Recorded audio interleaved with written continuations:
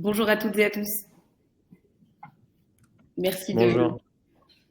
vous connecter en temps et en heure à ce live meeting. Donc le live meeting organisé par l'ITA et qui donne le micro à l'équipe de Maoboa que vous voyez juste en dessous de la caméra. Merci à vous deux, Marie-Alfie et Maxime, de vous être aussi connectés en temps et en heure et de proposer cet événement à tous les futurs investisseurs de votre levée de fonds sur l'ITA. Du coup, peut-être en prémisse, un petit rappel du format de l'événement et du programme. Du coup, là, on va avoir 1 heure devant nous où on va tout d'abord écouter les deux cofondateurs de Maoboa pour qu'ils nous présentent plus en détail leur activité et la levée de fonds. Ensuite, je reprendrai un tout petit peu la parole pour vous redonner un petit peu les conditions de la levée, les raisons qui ont fait que l'ITA a souhaité accompagner Maoboa dans cette aventure et vous donner peut-être un peu de calendrier pour que vous puissiez appréhender votre futur investissement. Et ensuite, on passera du coup au moins 40-45 minutes à vos questions. Donc, n'hésitez pas à les préparer pendant la présentation. Et sur l'aspect technique, donc là, vous voyez, vous avez un chat. N'hésitez pas à l'utiliser et à nous dire d'où vous connectez pour animer un petit peu la session. Vous avez juste à côté un onglet questions. Donc, c'est là où vous pouvez centraliser vos questions même pendant la présentation. Et on y reviendra dans un deuxième temps. Du coup, je me suis même pas présentée. Salambo Silva. Ça fait 5 ans maintenant que j'accompagne des entrepreneurs dans leur levée de fonds et des investisseurs dans leurs projets d'investissement. On s'est peut-être déjà eu sur le chat, au téléphone ou à un autre événement. Ravi d'animer cette session. Je vois qu'on est déjà une douzaine à être connectés. Peut-être que je vais vous laisser le micro maintenant, Maxime et Marie-Alfie. Et puis on se retrouve juste après votre présentation. Ça marche, merci Salambo. Bonjour à toutes et à tous. Donc moi je suis Maxime. Et moi c'est Marie-Alfie et donc on est les cofondateurs de Maoboa, l'outil collaboratif qui permet d'accélérer la transformation sociale et environnementale des entreprises. Alors la raison pour laquelle on est là aujourd'hui ce soir avec vous, c'est parce qu'on est convaincus que les entreprises doivent répondre aux enjeux sociaux et environnementaux d'aujourd'hui et que pour y arriver, il va falloir qu'elles se transforment de manière assez radicale. Alors, la bonne nouvelle, c'est que les entreprises le savent et elles investissent déjà dans cette transformation, notamment via la responsabilité sociétale des entreprises, la RSE. Donc, la RSE, ça représentait un budget de 68 milliards d'euros en 2022. Ce sera dans 2 ans 168 milliards d'euros. Alors pourquoi elles font ça? Les entreprises, elles ont compris qu'il y avait une demande de services et de produits plus responsables de la part de leurs clients, de la part de leurs financeurs et maintenant aussi l'État, les lois font passer des nouvelles réglementations qui obligent maintenant toutes les entreprises à intégrer la durabilité dans leurs activités. Donc ça, c'est une très bonne nouvelle. Malheureusement, les budgets RSE dans la plupart des entreprises aujourd'hui sont très centralisés et sont déployés de manière très descendante. La RSE dans une entreprise, c'est 1 à 2 personnes, peut-être une petite équipe dans des grands groupes, mais ça reste un nombre assez restreint de personnes dans une entreprise alors que ça devrait toucher tout le monde parce qu'on parle de vraiment transformer les modèles, les métiers de tout le monde. La preuve à l'appui, c'est qu'il y a uniquement 29% des collaborateurs qui sont informés, qui savent ce qui se passe en termes de RSE dans leur entreprise. Et il n'y en a que 17% qui contribuent directement à cette stratégie d'impact. Alors pourquoi c'est un problème? Parce que la plupart des transformations, notamment dans les organisations, échouent quand les équipes ne sont pas impliquées. Et c'est pour ça qu'on a créé Maoboa, c'est notre mission. Faciliter la transformation des entreprises en donnant à chaque collaborateur les moyens d'être les acteurs de ce changement. Alors pour concrétiser ça, on a développé une solution collaborative qui aide nos clients à déployer leur stratégie d'impact avec l'ensemble de leurs équipes. Globalement, notre solution, elle repose sur 3 briques. La première, c'est une solution technologique, donc c'est une plateforme qui permet finalement de passer à l'échelle et de donner la main à chacun des collaborateurs dans cette démarche RSE. Donc, c'est finalement la capacité à chacun d'incarner cette transition dans son entreprise. Le plus important, c'est ce qu'on fait de cette plateforme. Cette plateforme, elle permet à nos clients de propulser ce qu'on appelle un programme d'engagement. Un programme d'engagement, c'est une méthode qui va intégrer les meilleurs leviers d'engagement, des logiques de gamification, de nudge, de sciences cognitives, de contenu, de challenge, de routine, qui vont mettre les collaborateurs en mouvement au sein de leur entreprise.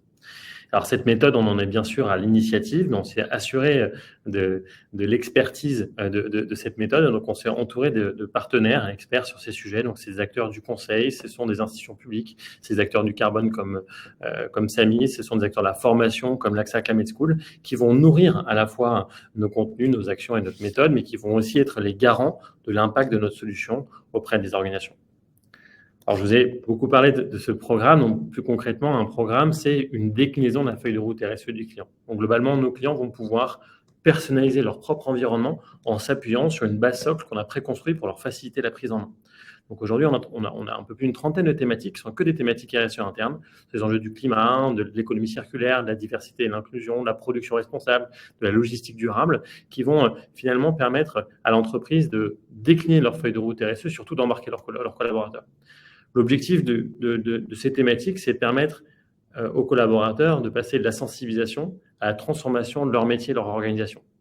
Et pour y arriver, nos clients vont pouvoir propulser des actions qui seront faites à l'échelle individuelle en tant que salarié ou à l'échelle d'un collectif, en équipe, pour contribuer à cette transition. Donc les actions, ça va être de faire son diagnostic sur les enjeux de durabilité, de faire son bilan carbone en tant que salarié, de proposer de nouvelles initiatives ou même de construire une charte d'éthique dans son organisation. Et toutes ces actions, pour qu'elles prennent sens et qu'elles soient adaptées au contexte d'entreprise, vont être contextualisées avec du contenu. Ça va être des articles, des infographies, des podcasts qui viennent de la part de nos partenaires experts ou même de l'entreprise pour contextualiser tout cela dans les projets ou les initiatives internes qui sont menées. Alors tout ça, ça prend vie dans un outil qui ressemble à cela. Donc c'est une application mobile qu'on télécharge sur un iPhone. C'est aussi une web application auquel on peut se connecter directement depuis son ordinateur.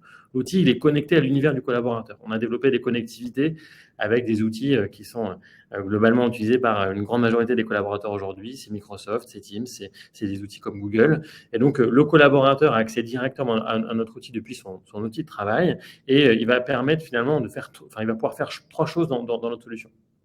La première, ça va être de pouvoir s'informer. Donc, c'est là où il va retrouver tout le contenu, articles, infographies, podcasts, qui vient de Maubois, de ses partenaires experts ou de son entreprise pour comprendre les enjeux RSE de son organisation. La deuxième chose qu'on peut faire lorsqu'on est un collaborateur dans notre solution, ça va être de pouvoir agir directement dans son organisation. Donc, c'est là où le collaborateur va retrouver toutes les actions qu'il peut réaliser, les challenges, les routines, les diagnostics, la remontée d'idées, toutes les actions qui vont les mettre finalement dans le mouvement de cette transition. Et enfin, la troisième chose qu'on peut faire dans notre outil, ça va être de mesurer son impact positif. En fait, on s'est assuré que toutes les actions qu'on poussait dans l'outil avaient un impact qu'on pouvait quantifier. Ça peut être un impact carbone, c'est une action climat, ça peut être aussi des indicateurs sociaux, ça va être aussi des jeux de gamification. On a intégré des logiques de points, de rang, de progression qui vont finalement mettre le collaborateur en mouvement et lui donner les moyens de voir sa progression et surtout sa contribution dans le grand ensemble qui est la stratégie d'impact de son organisation. Alors, si on met ça en perspective dans un cas client très concret, DBF Audit, donc un de nos clients, donc c'est un cabinet d'audit à l'échelle nationale, c'est un peu plus de 300 collaborateurs directement sujets à la nouvelle norme dont parlait Marie-Elfie en introduction, donc c'est la CSRD, et donc qui a utilisé notre outil pour mobiliser l'ensemble de ses collaborateurs dans ses enjeux RSE et entre autres dans sa transformation d'entreprise à mission. Alors globalement, l'équipe projet a défini des thématiques assez précises et là aujourd'hui, c'est un peu plus de 5000 actions qui ont été réalisées par les collaborateurs de DBF Audit. Quand on vous parle de collaboratif, vous voyez, il y a un peu plus de 87% de l'organisation qui contribue à ce programme d'engagement. 87% de collaborateurs qui sont actifs et engagés au travers de notre outil. Et le plus important, c'est pas de se dire qu'on a eu 5000 actions qui ont été réalisées dans l'outil, mais c'est plutôt à quoi servent ces actions. En fait, ces actions, elles vont contribuer directement à des objectifs très précis de la feuille de route RSE. Donc, sur une thématique de sobriété énergétique, par exemple, l'objectif a été de mettre en place des bonnes pratiques durables sur l'usage numérique. Sur les sujets carbone et climat, l'objectif, c'était d'identifier des axes d'amélioration sur les objectifs climat de DBF Audit. Et enfin, sur les sujets de diversité et d'inclusion, l'objectif, c'est de mettre en place et mettre en avant des parcours de carrière plus inclusifs directement dans l'organisation. Donc, notre promesse auprès de nos clients, c'est de leur permettre d'optimiser leurs investissements dans leur stratégie d'impact, en la rendant opérationnelle, très concrète, en la rendant collaborative, déployée par tous les collaborateurs, et en leur permettant un pilotage et un reporting simplifié. Alors, Maxime nous a parlé de DBF Audit. Aujourd'hui, il n'y a pas que des DBF Audit. Ce sont des ETI, des grands groupes et des organisations publiques qui utilisent Maoboa. Aujourd'hui, c'est plus de 13 500 utilisateurs dans le monde entier qui ont fait à eux tous plus de 215 000 actions via notre plateforme. On est très fiers aussi de nos métriques d'usage. Aujourd'hui, quand on déploie Maoboa chez un client, c'est près de 78% des collaborateurs qui décident de se créer un compte. C'est jamais obligatoire. Donc, il y a une véritable demande pour notre outil auprès des collaborateurs. Et puis, ce sont plus de 85% des collaborateurs qui sont actifs. Et donc, être actif, ça veut dire faire une action. Ça veut dire participer à un débat sur l'égalité homme-femme au travail. Ça veut dire faire un diagnostic de l'éthique des affaires de son équipe, etc. Et tu voulais rajouter aussi sur la façon dont on déploie aussi. Oui, tout à fait. En fait, aujourd'hui, les clients que vous voyez sur l'écran, la chance qu'on a avec les super statistiques dont vient de parler Marie-Elfie, c'est qu'on a beaucoup de clients qu'on renouvelle, tous nos clients annuels sont renouvelés, mais au-delà de ça, c'est qu'on fait beaucoup d'upsell pour des grands groupes. On déploie progressivement notre solution chez nos clients. C'est le cas de Veolia, c'est le cas de Malakoff Humanis, pour lesquels on déploie BU par BU notre solution. Alors, pour adresser le marché, on a 2 canaux d'acquisition principaux. On a commencé par faire de la vente en direct, où on a échangé directement avec nos prospects, soit en inbound ou en outbound. Donc aujourd'hui, on a un process commercial qui a un peu plus d'un an et donc qui est extrêmement clair de notre côté sur les actions qu'on peut mener pour acquérir nos clients. Et de la deuxième manière, c'est aussi de faire de la vente en canaux indirects. En fait, on a commencé par mettre en place un système de prescription. Donc, on a des acteurs du conseil qui souhaitaient proposer notre solution auprès de leurs clients. En fait, on est souvent l'outil qui intervient après une phase de diagnostic ou d'ébauche de stratégie RSE par un cabinet de conseil. Et on a une solution qui facilite finalement le déploiement et le passage à l'échelle pour toute l'entreprise. Et on s'est rendu compte là, ces dernières semaines qu'au regard des déploiements qu'on faisait et des succès qu'on avait avec nos prescripteurs, il était aussi pertinent de construire une offre dédiée, une offre pro, destinée à des cabinets de conseil pour qu'ils puissent déployer de manière autonome notre solution pour le compte de leurs clients. C'est ce qu'on est en train de tester avec des pure players du conseil, ces acteurs comme Wiming, comme Rive9, comme Hatch ou comme Make Sense, avec qui on est en train de construire des relations très privilégiées pour leur donner la clé, leur donner les moyens de déployer notre solution auprès de leurs propres clients. Donc aujourd'hui, on a à peu près 200 000 euros de chiffre d'affaires signé. On aura 300 000 à la fin de l'année. On prévoit une croissance pour arriver à 2026 à 7 millions de chiffre d'affaires récurrent, donc revenus annuels récurrents. Et on a pour objectif d'atteindre l'équilibre financier en 2025. Donc ça représente à peu près 400 clients et avec une part de plus en plus importante de justement cette distribution indirecte, notamment via l'offre pro. Alors, sur notre marché, donc on est dans un marché assez dynamique avec des nouveaux entrants, des nouveaux acteurs. On a identifié 3 typologies d'acteurs. La première, ce sont les plateformes qui facilitent le reporting RSE, donc que ce soit le reporting carbone avec les bilans carbone simplifiés comme Greenly, comme Sami, ou les plateformes un peu plus généralistes comme Zei par exemple ou Laka, qui sont destinées à une personne, majoritairement une ou 2 personnes en entreprise, et qui ont vraiment un but de reporting et de communication interne sur des indicateurs RSE. Ensuite, il y a les plateformes qui facilitent le mécénat en entreprise, donc que ce soit du mécénat de compétences ou du mécénat financier, c'est Captain Cause, c'est Wannabe, c'est Benevity, qui, elles, sont destinées à tous les collaborateurs en entreprise, mais qui n'ont pas pour objet la transformation en interne. Les actions qui sont proposées dans ces plateformes sont au bénéfice d'associations tiers qui sont externes à l'entreprise. Donc, on va faire une mission dans une association, mais on ne va pas changer la façon dont on travaille dans son entreprise. Et ensuite, il y a les acteurs historiques de ce secteur, donc qui travaille depuis maintenant de nombreuses années avec les entreprises pour les aider à transformer leur façon de travailler. C'est Make Sense, c'est Utopie, les collectifs qui sont un peu plus récents. Eux, ce sont des acteurs non digitaux, donc qui travaillent un peu plus comme des cabinets de conseil et avec qui on voit aussi beaucoup de synergies et de potentiels partenariats à développer pour justement les aider à passer à l'échelle. Et nous, on se distingue sur ce marché en vraiment se positionnant comme une plateforme de déploiement.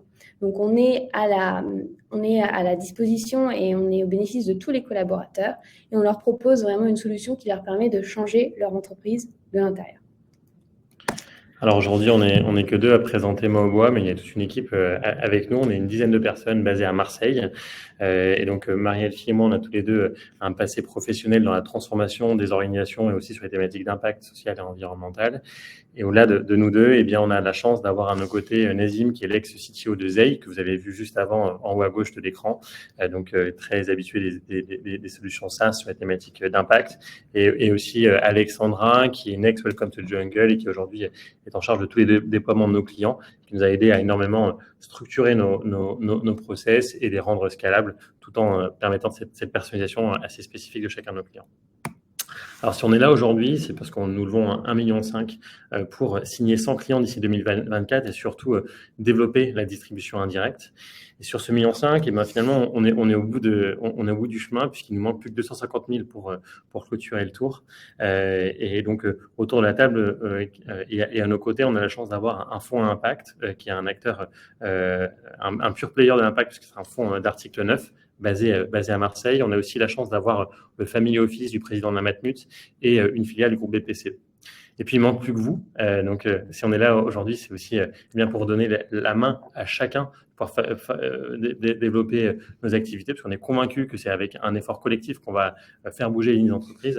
Donc, on a choisi l'ITA, puisqu'on avait justement ça dans notre ADN. On fait du bottom-up dans les organisations. Notre cœur de métier, c'est de faciliter la prise en main de chacun des enjeux de durabilité dans l'entreprise. Et on était convaincu que notre propre entreprise devait être aussi financée par chacun, citoyen, professionnel, et qui nous aide dans nos développements.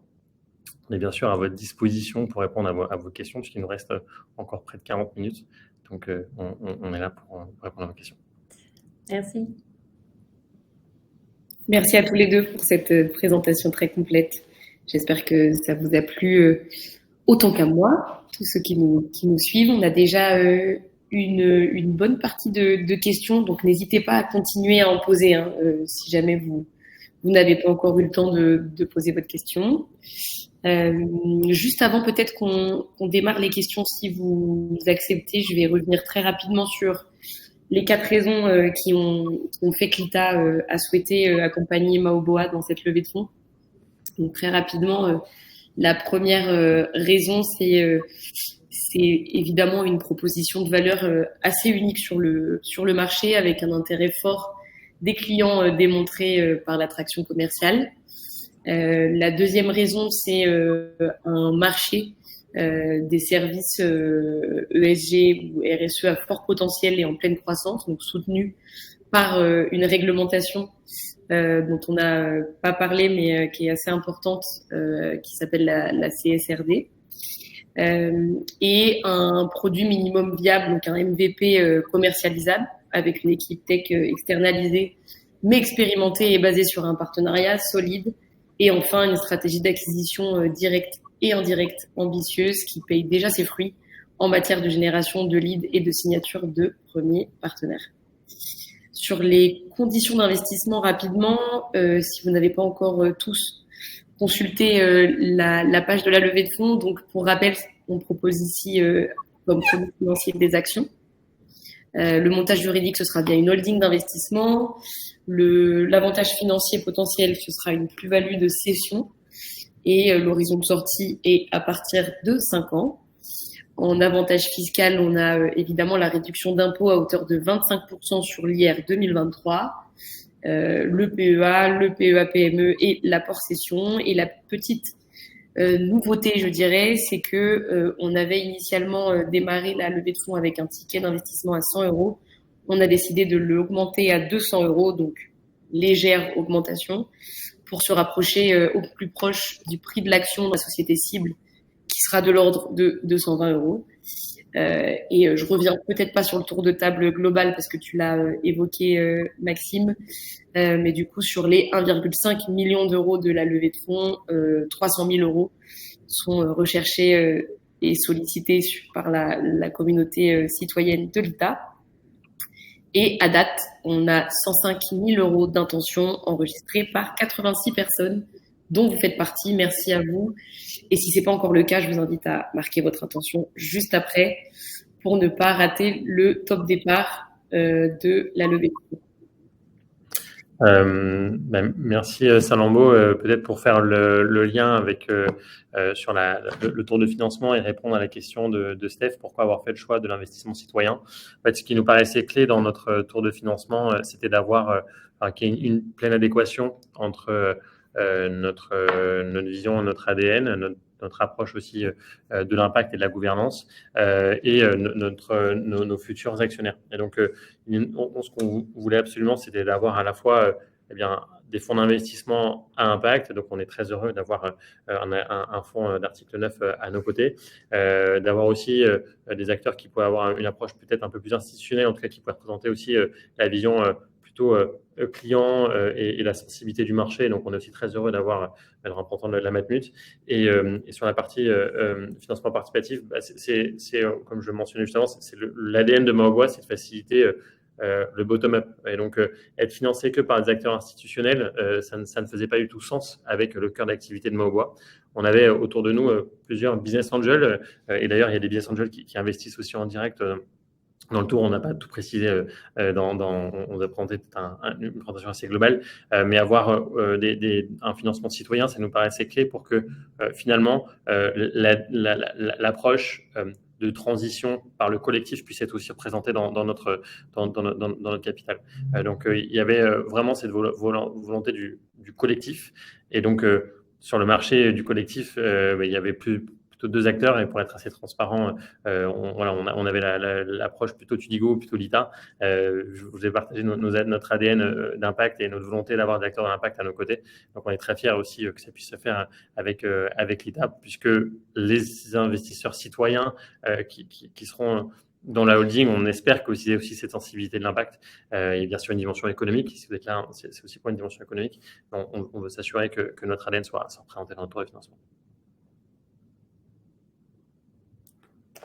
Salambo, comment tu veux qu'on s'organise pour répondre aux questions? On les prend une par une ou c'est toi qui nous dirige? Oui, je vais essayer de vous les donner, comme ça vous vous préoccupez juste pour les réponses. Je vais essayer de les centraliser si j'y arrive. Du coup, peut-être pour démarrer, parce que j'en ai un peu parlé, mais pas assez, je pense. On a une autre question de Steph qui vous remercie pour la présentation et qui demande est-ce qu'il y a un cadre réglementaire favorable à l'activité de Maoboa?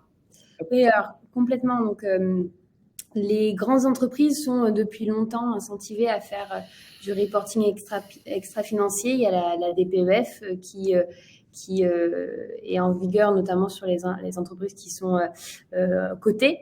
Là, la CSRD va en fait obliger les entreprises de plus de 250 employés, donc les grosses PME et les ETI, à intégrer la notion de durabilité dans leurs activités. Donc, on va plus loin que juste du reporting financier, mais c'est vraiment un rapport de durabilité. Et donc, les entreprises vont devoir faire des analyses pour en fait prouver que leur business model se converge vers un modèle qui est aligné avec la durabilité, les limites planétaires. Je ne vais pas aller dans le détail, mais en tout cas, la CSRD, c'est quelque chose qui va obliger près de 40 000 entreprises à partir de l'année prochaine à réfléchir à des choses auxquelles elles n'avaient pas forcément réfléchi du tout. Donc, le cadre réglementaire est très favorable, surtout qu'il est au niveau européen. Donc, c'est pas que la France, c'est vraiment européen. Et je pense que clairement, sur ces thématiques-là, l'Europe montre un peu l'exemple et il n'y a aucune raison que ça continue pas de manière plus globale. Donc, on a un cadre, pour répondre à la question, oui, cadre réglementaire très favorable. Et pour compléter, faire le lien direct avec notre solution, donc dans l'une des composants de la CSRD, c'est justement de reporter, donc de s'assurer qu'il y a un reporting sur toutes les initiatives menées par l'entreprise sur les enjeux de durabilité avec un référentiel assez précis. Et donc, finalement, il y a un peu deux manières d'adresser la CSRD. Il y a une manière de dire purement transactionnel. Est-ce que je suis en capacité de produire un reporting? Auquel cas, il faut quand même que j'ai des choses à reporter. Donc, il y a une dimension de pur reporting. Et puis après, il y a s'assurer aussi que l'entreprise soit dans une transition et tende vers ces enjeux de durabilité. Donc, c'est là où le lien, en tout cas où Maoboa fait pleinement sens, c'est que nous, on a des partenariats assez stratégiques avec des cabinets de conseil qui sont aujourd'hui extrêmement sollicités pour définir la feuille de route, pour définir le plan, pour justement être en adéquation avec les enjeux qui sont établis par la CSRD. Et on a aussi intégré tout le référentiel de la CSRD dans notre outil. Aujourd'hui, toutes les actions qu'on pousse dans l'outil utiliser historiquement le référentiel mondial qui sont les 17 objectifs de développement durable de l'ONU. On est en train d'intégrer aussi les référentiels de la CSRD pour s'assurer que le reporting des actions réalisées par les collaborateurs puisse aussi alimenter ce reporting extra-financier. Et donc, c'est d'ailleurs ce qu'on voit, pour peut-être répondre de manière un peu plus brutale sur la dynamique qu'on voit, nous, sur le marché. En fait, notre chiffre d'affaires, il a été multiplié par 3 là, ces 6 derniers mois, entre autres propulsé par ces nouveaux enjeux, puisqu'en fait, tout le monde toutes les entreprises sont sur le ponton. La CSRD, c'est un peu le terme RGPD qu'on a pu entendre il y a 10 ans. Ça fait un peu peur à tout le monde. Par où on commence? Est-ce que vous avez un outil qui répond à l'enjeu? Ah, c'est top, c'est super. Est-ce que vous pouvez le reporter? Oui, c'est super. Et donc, il y a vraiment cette angoisse qui commence à être prise en main par un certain nombre de directions. Et donc, ils staffent du monde. Il y a des budgets qui sont de plus en plus établis. Et il y a tout de suite un besoin d'outillage, parce qu'il y a ce besoin de passer à l'échelle, d'impliquer tout le monde. Pour beaucoup de nos clients, on voit aussi l'effet puissant. Notre outil, c'est l'effet du bottom-up, et donc de pouvoir centraliser des actions qui peuvent être menées de manière assez locale. DBF, c'est plusieurs agences dans toute la France. On a lancé Fnac Darty il y a 10 jours. C'est un déploiement à l'échelle nationale dans tous les magasins de France. Et donc, toutes les initiatives menées par tous les magasins de Fnac Darty sont aujourd'hui centralisées dans notre outil. Donc, on donne une facilité de lecture. À la fois, on a une approche de déploiement, mais on apporte aussi une facilité de lecture pour la direction RSE qui veut finalement être en capacité de savoir ce qui est déjà mené, puisque en fait, on se rend compte, et heureusement, que les boîtes sont assez engagées avant qu'on arrive. On ne dit pas vous voulez faire la RSE, trop bien, vous avez croisé Marie-Fille et Maxime, grâce à nous, vous allez pouvoir tout faire. Ils font déjà beaucoup de choses. On est aussi un moyen pour valoriser l'existant, centraliser et faciliter finalement ce pilotage. Et juste pour finir, on voit la même dynamique aussi du côté de nos partenaires. Donc, on a parlé de la distribution indirecte via des cabinets de conseil. Et là, on voit en fait qu'il y a beaucoup de cabinets de conseil qui viennent nous voir, parce que c'est des cabinets de conseil généralistes qui veulent créer justement une offre CSRD, une offre RSE, et qui veulent s'outiller. Et donc, ils viennent nous voir pour créer avec nous leur offre RSE. Donc, on a déjà des partenariats live avec eux, par exemple Soprasteria, on discute aussi avec Havas. Donc, il y a vraiment un mouvement dans le marché en général, que ce soit au niveau des clients et au niveau des partenaires. J'espère avoir répondu à votre question, en tout cas, Steph. Merci beaucoup pour ces éléments. Si jamais vous avez besoin de compléments de réponse, n'hésitez pas à utiliser le chat. Du coup, on a une question sur le prix de votre solution pour un client grand compte ou une ETI, par exemple, de Adrien. Okay. Donc on n'a pas parlé de notre business model. Nous, on va facturer des licences, des packs. On vend des packs de licences. Donc, si un client veut 500 licences pour ses 500 employés, on va leur vendre 500 licences annuelles. Donc, ça, c'est le revenu récurrent. Le prix de la licence par employé va diminuer plus le pack est important. Et en plus des licences, on va aussi facturer un prix d'onboarding et un prix d'accompagnement. Donc ça, c'est en en fait, d'avoir accès à une personne chez Maoboa pour les aider à déployer la solution chez eux. Donc, la majorité de nos revenus, ce sont les licences. Et on est donc entre 80 et 90% de licences. Et le reste, ça va être du one-off d'onboarding. Et donc, en termes de panier moyen, sur les grands comptes, on est autour de 40 à 60 000. Et sur les ETI, plutôt autour de 10-15 000. Et les plus petits comptes, entre 3 et 6 000. Annuel. Pour préciser, c'est les revenus annuels. Et donc, tout à l'heure, quand on vous a partagé aussi notre trajectoire, aujourd'hui, on a 200 cas annuels. Et donc, justement, c'est un mix de tous nos clients et avec pour lesquels, sur les 200 cas annuels signés, cette phase de ramp-up et d'upsell pour un certain nombre de grands comptes qu'on déploie progressivement et donc avec des capacités de transformation assez élevées pour les comptes dont on a parlé tout à l'heure, Malakoff, Veolia et d'autres acteurs.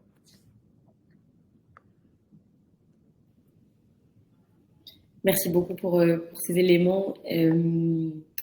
N'hésitez pas à poser de nouvelles questions si vous avez des choses à partager avec l'équipe de Maoboa. On a 3 questions ensuite sur des retours d'expérience et d'utilisateurs sur la plateforme. Alors, on a une première question de Emma qui vous demande quel est le type d'action le plus plébiscité par les utilisateurs sur la plateforme. C'est une question difficile. Ça dépend vraiment, ça va vraiment dépendre des entreprises. Je fais une réponse à Normande. Ça va vraiment dépendre de l'entreprise, du niveau de maturité aussi des utilisateurs. Comme on est à la disposition de tous les utilisateurs. Il y en a qui vont trouver que c'est pas assez ambitieux, d'autres qui pensent que c'est trop ambitieux, et donc forcément ça va dépendre des personnes et des entreprises. Ce qui marche très bien en général, et la manière dont on voit que ça fonctionne, c'est de varier en fait les types d'actions. Donc de faire, on en a parlé un peu dans la description de la méthode de temps fort des programmes d'engagement, c'est de vraiment passer, donc de commencer par de la sensibilisation. Donc la sensibilisation, c'est aller écouter un podcast, faire un quiz, ensuite aller vers proposer en fait de lancer des discussions, donc d'organiser un débat sur une thématique, de partager un témoignage sur une thématique, etc. Ensuite des choses très concrètes comme faire un diagnostic,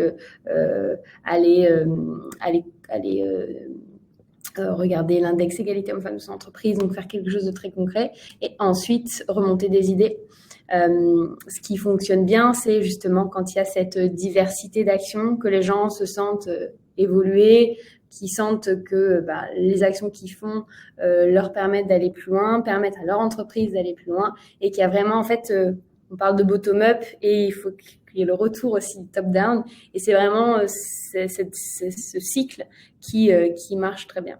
Donc, je peux ressortir les actions qui ont le plus fort taux de participation, et ça va être les actions très concrètes qui permettent très concrètement de de faire quelque chose dans son entreprise. Ça peut être faire son bilan carbone individuel, professionnel. Ça fonctionne toujours très bien sur la thématique du climat. Ensuite, une autre qui fonctionne très bien, c'est partager suite au bilan carbone, remonter voilà mon engagement pour améliorer mon bilan carbone. On voit que les gens sont hyper motivés, et on en apprend tous les jours. Donc ça change et ça évolue, mais en fait ce qui fonctionne, c'est vraiment le programme d'engagement en lui-même, et de voir la boucle du bottom-up et du top-down qui permet vraiment à l'entreprise d'évoluer. Et peut-être pour compléter, donc, on disait qu'on a une trentaine de thématiques qui respectent à chaque fois cette méthode de la sensibilisation à la transformation de son métier, de son organisation.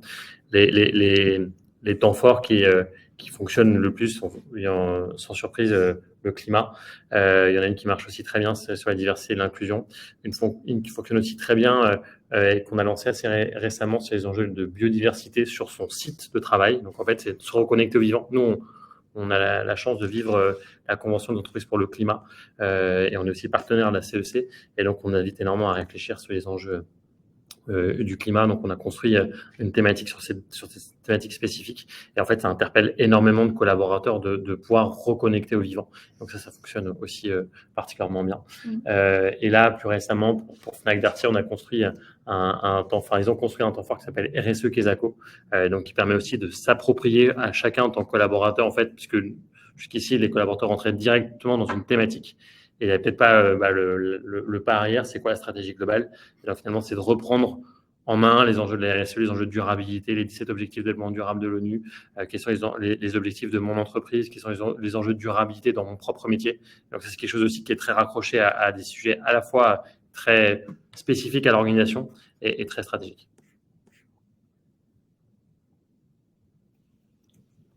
Je vois qu'il y a aussi une question sur le type de projet, initiative originale remontée par les utilisateurs. Donc, on en a eu beaucoup, donc dire laquelle est la plus originale est difficile. Une qui m'a beaucoup marquée, c'était justement une qui était dans le cas client qu'on vous a présenté, repenser les parcours de carrière pour qu'ils soient inclusifs. Donc ça, c'était un temps fort sur la diversité et l'inclusion, comme en parlait Maxime. Ça a été d'abord mettre en avant des parcours atypiques, demander à tout le monde, mettre en avant, demander à tout le monde de s'intéresser, de regarder une présentation de certains de leurs collaborateurs qui ne connaissaient pas forcément, mettre en avant leur parcours atypique et du coup d'en déduire comment est-ce qu'on peut faire évoluer les parcours de carrière dans notre entreprise pour qu'ils soient plus inclusifs. Donc ça, moi, c'était une initiative que j'ai beaucoup aimée. On a eu d'autres initiatives plus technique sur l'éco-conception. Un de nos partenaires, un de nos clients met en place des bureaux, conçoit des bureaux. Et donc, ils ont l'éco-conception qui est au cœur de leur métier, qui devrait être au cœur de leur métier. Et là, il y avait vraiment 2 personnes qui étaient hyper moteurs et qui ont en fait créé la pratique presque de zéro via Maoboa.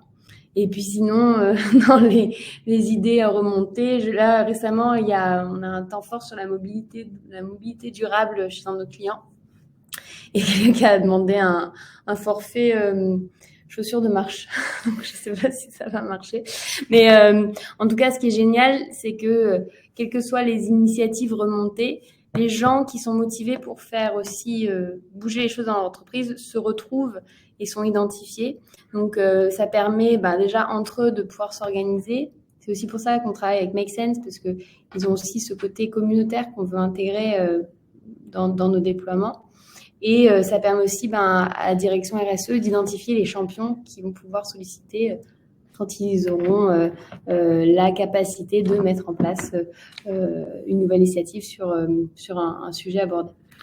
Et pour compléter, un témoignage que j'apprécie beaucoup et qui va peut-être mettre en lumière la question de Hubert. Donc, là, il y a eu pas mal de témoignages très précis, mais en tout cas, un des résultats, là on parle des actions et des remontées d'idées, un des résultats en tout cas qui nous paraît être un des éléments clés, nous on regarde beaucoup le taux d'adoption, le taux d'engagement, le nombre d'actions réalisées, ça c'est des métriques un peu hard qu'on va pouvoir quantifier et c'est ce qui va nous permettre de voir finalement l'appropriation de l'outil et son usage.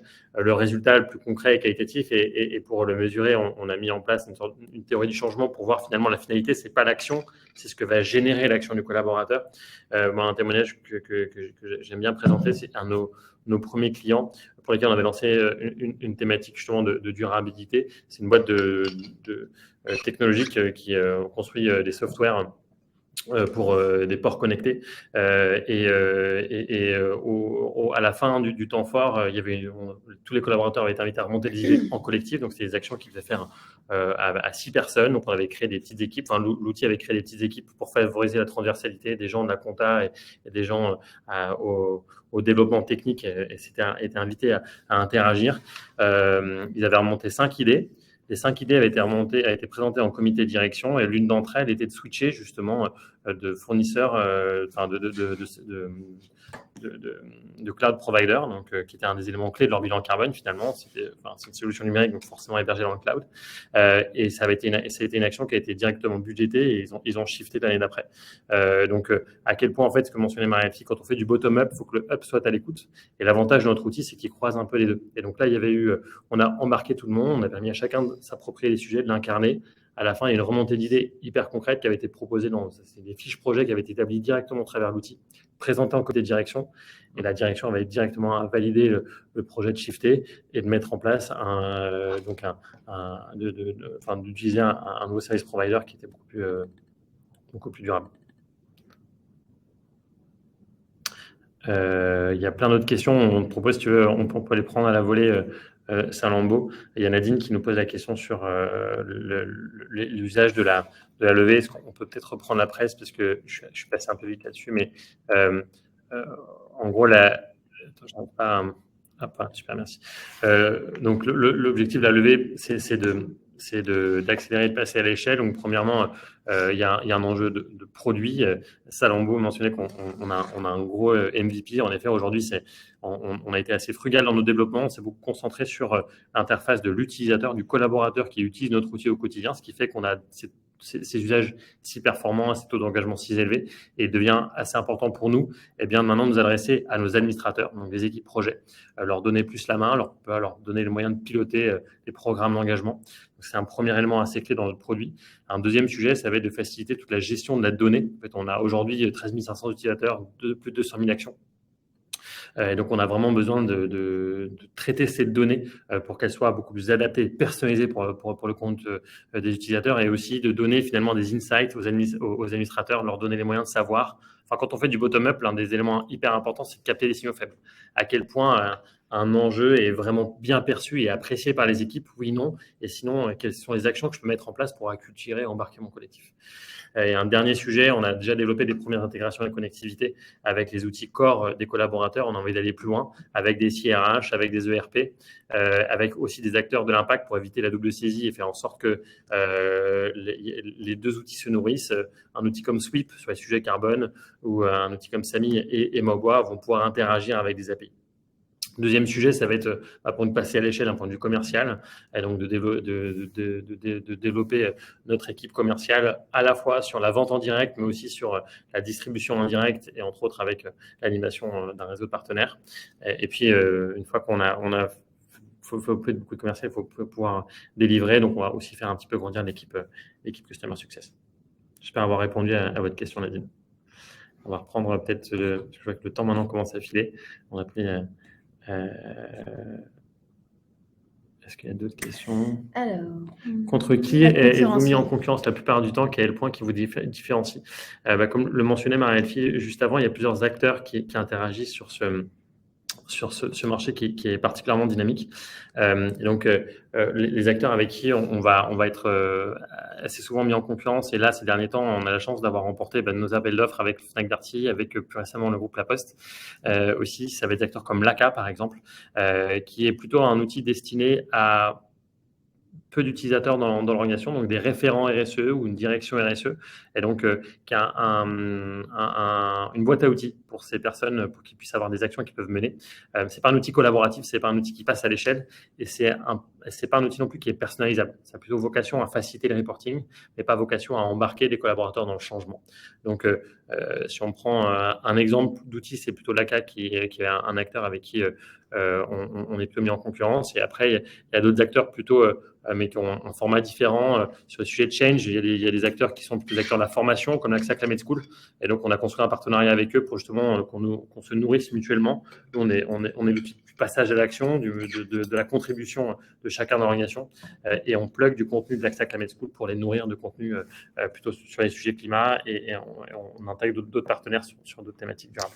Et je pense qu'une des choses qui est importante, c'est le cas maintenant, mais c'est vraiment ancré dans notre ADN. Notre objectif, c'est pas de devenir une pieuvre à 1000 tentacules et de faire un peu de tout.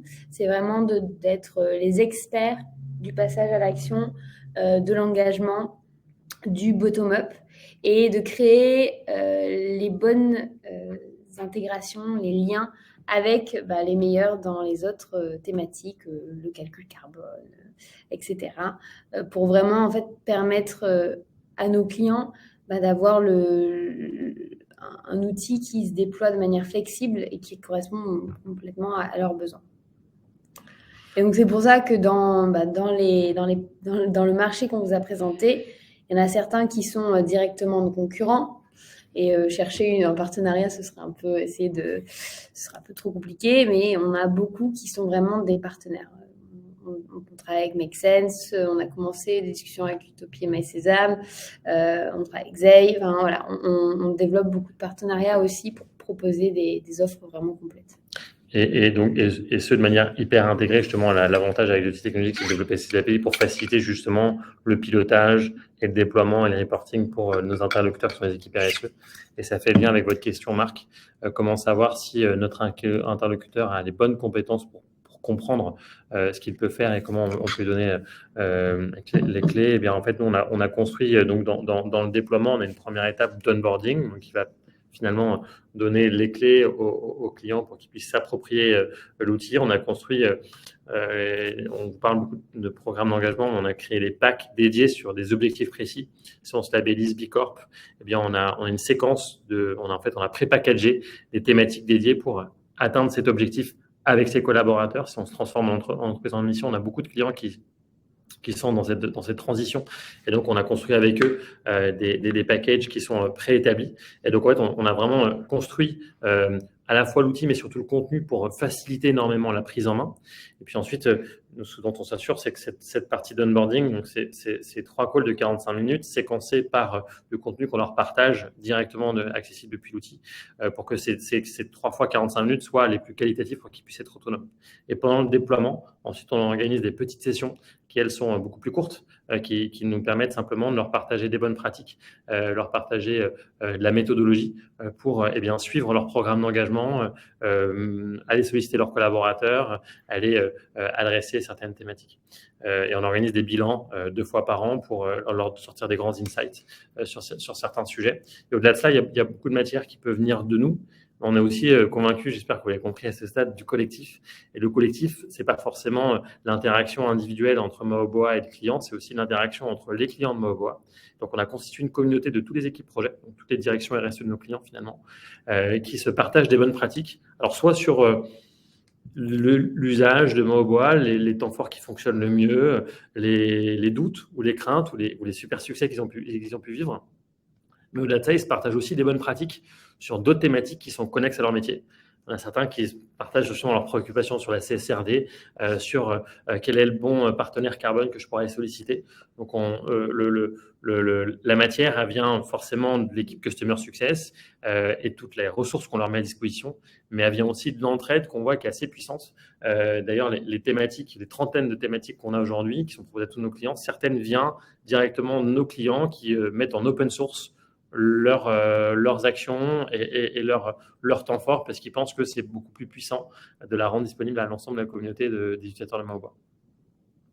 Et peut-être aussi cette montée en compétences, on l'a aussi vu avec nos interlocuteurs qui ont évolué. On a commencé, nos tout premiers clients, c'était fin 2021. À l'époque, on parlait beaucoup avec des directions RH ou des directions de com. Maintenant, on a des directions RSE, impact, durabilité, enfin, il y a plein de noms, mais vraiment des gens qui ont une direction uniquement sur ces thématiques-là. Donc, souvent, ils en savent beaucoup plus que nous sur la RSE de leur entreprise. Et parfois, si ce n'est pas le cas pour les plus petites entreprises, qui ont au moins une casquette RSE. Et ce qu'on voit aussi, c'est qu'ils s'entourent aussi d'un comité RSE, de gens qui connaissent aussi les spécificités techniques. Ça peut être très technique, la RSE dans certaines thématiques, qui s'entourent de comités RSE avec des gens qui ont la responsabilité d'une thématique très précise. Et on voit vraiment que quand nos clients déploient Maoboa, c'est qu'ils ont une maturité certaine. Et c'est aussi quelque chose qu'on va regarder et vérifier aussi en amont avant de signer un contrat avec eux, avec nos clients. L'idée, c'est de s'assurer que nos clients utilisent Maoboa pour les bonnes raisons, parce que c'est aussi ça qui va permettre que le déploiement de l'outil soit un succès. Et donc, on va poser des questions pour comprendre la maturité de nos clients sur ces sujets-là et leurs objectifs. Et quand on voit que c'est pas forcément adéquat, on va pouvoir référer un de nos partenaires conseils si on voit qu'ils sont pas assez matures et qu'ils ont besoin d'accompagnement, etc. La question de Julien, peut-être que Salambo, tu veux peut-être la prendre parce que c'est un peu plus spécifique à l'opération financière. Oui, tout à fait. Merci Julien pour cette question. Effectivement, j'ai mentionné un prix d'action à 220 euros. Donc là, on parle de la société cible, donc qui est représentée par Maoboa directement. Et on va ajouter à cela un intermédiaire, donc la fameuse holding d'investissement qui sera créée, qui permet tout simplement de gérer plus facilement pour nous l'intermédiaire, mais aussi pour Maoboa la communauté d'actionnaires minoritaires qui va être créée. Il s'agit pas d'une entrée en bourse. Une entrée en bourse, ça pourrait être un des multiples scénarios de sortie et de propositions de sortie pour les investisseurs LITA à horizon 5-10 ans, mais c'est vraiment pas le scénario le plus pratiqué dans le non-coté et dans l'impact. Et est-ce que la valeur des parts LITA va-t-elle suivre la valeur des actions de Maoboa? Alors, dans la holding d'investissement, une action est égale à 1 euro. Donc, vous aurez un lot pour 200 euros de 200 actions dans la holding. Par contre, la holding d'investissement qui s'appellera 1000 Impact Maoboa très probablement investira les fonds à 100% dans la société cible. Tout ça, ce sera expliqué dans le document d'information réglementaire qui est un prospectus de l'AMF qui sera l'annexe de votre bulletin de souscription quand vous souscrirez des parts et qui sera disponible en téléchargement, évidemment, avant investissement aussi. Vous allez aussi bientôt avoir accès à un dossier d'investissement complet d'une 40aine de pages qui va vous rappeler toutes les conditions de l'investissement et qui va vous redonner aussi le montage financier qui sera utilisé pour la levée. Et puis, moi, je me porte à disposition et je suis disponible par mail, par téléphone, par prise de rendez-vous ou directement sur la page de la levée de fonds si vous avez des questions par la suite ou si vous avez besoin d'un rendez-vous. Est-ce qu'on a adressé toutes les questions Eh bien, je crois qu'on en a une dernière de Marc. Ah non, c'est une remarque plutôt, je crois. Merci beaucoup. Merci à tous et à toutes pour vos questions et pour votre écoute et d'être venus ce soir. On apprécie beaucoup et c'est top de vous rencontrer par l'intermédiaire d'un écran. Donc, si vous avez d'autres questions, en tout cas assez précises, on est aussi à votre disposition. Là, on essaie de répondre assez concrètement à certains sujets, mais bien sûr, si vous avez des questions, n'hésitez pas à nous solliciter. Bien sûr, à votre écoute. Est-ce qu'on laisse un dernier temps pour des toutes dernières questions, Salambo, ou quelle est la bonne pratique? Bon, je ne sais pas. Si quelqu'un a une dernière question, n'hésitez pas à écrire sur le chat, comme ça on voit que vous êtes en train d'écrire. Et puis sinon, on se dit à très bientôt pour le partage du dossier d'investissement, l'ouverture des souscriptions. N'hésitez pas à indiquer vos intentions si ce n'est pas encore fait. Et puis merci à tous les deux et merci à tous ceux qui sont encore connectés. Merci beaucoup. Merci Salambo aussi. Merci. Pour le regard. Très bonne soirée à tous et à bientôt. Au revoir, à bientôt. Bonne soirée.